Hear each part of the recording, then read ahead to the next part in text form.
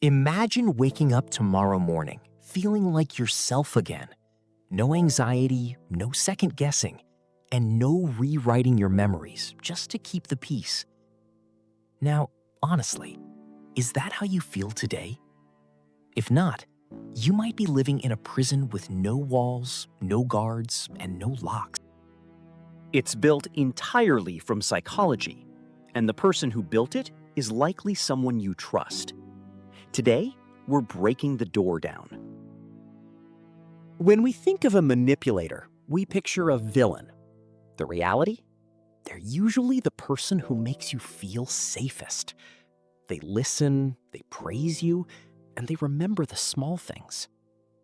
Research from Harvard and Oxford shows this grooming phase is a tactical mapping of your emotional world. They aren't trying to understand you. They're learning how to control you. I know what you're thinking. I'm too smart to be manipulated. But intelligence isn't a shield. In fact, manipulators target your strengths, your empathy, your loyalty, and your desire to be fair. A 2019 study in personality and individual differences shows that high empathy people are actually more likely to be targeted for coercive control. You aren't a victim because you're weak. You're a victim because you're good. This isn't just modern psychology. It's an ancient playbook.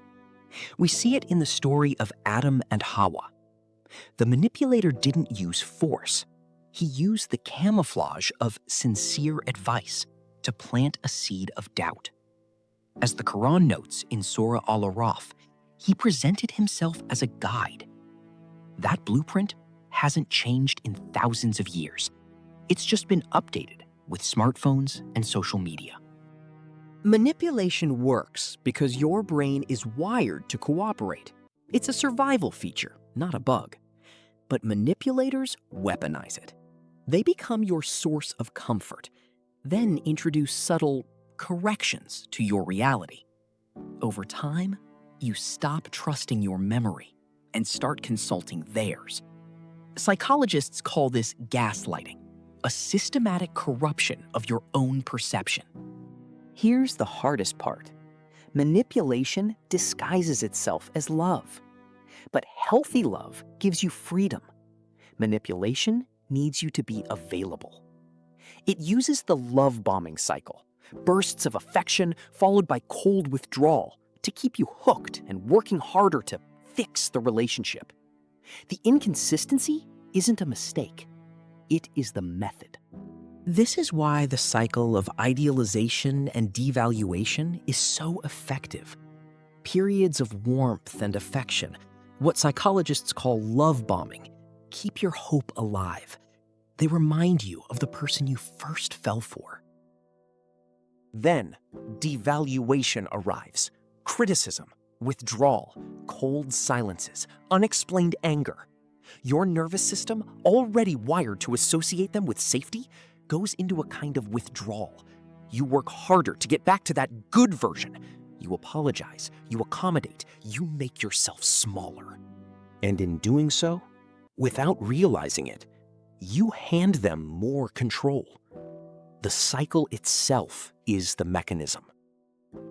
So, how do you break out? You start with cognitive sovereignty. Like the story of Yusuf, it's about maintaining your truth when everyone else tries to rewrite it. This series will break down 100 specific tactics to help you reclaim your mind. Once you name the game, you stop being a piece on the board. So, where does this leave you? Understanding manipulation is not the same as being free from it, but it is the essential first step. Because the most powerful tool a manipulator has is your unawareness.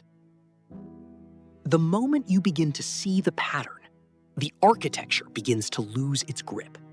Psychologists use a term that perfectly captures what recovery requires: cognitive sovereignty. The reclamation of your own mind. The process of rebuilding your relationship with your own perception, your own memory, and your own judgment. Every invisible prison has a door, and this series is your key. If this resonated with you, share it with someone who needs it. What was the moment you first started to doubt your own reality? Let me know in the comments, and be sure to subscribe for our next deep dive: why some people crave control instead of love. See you there.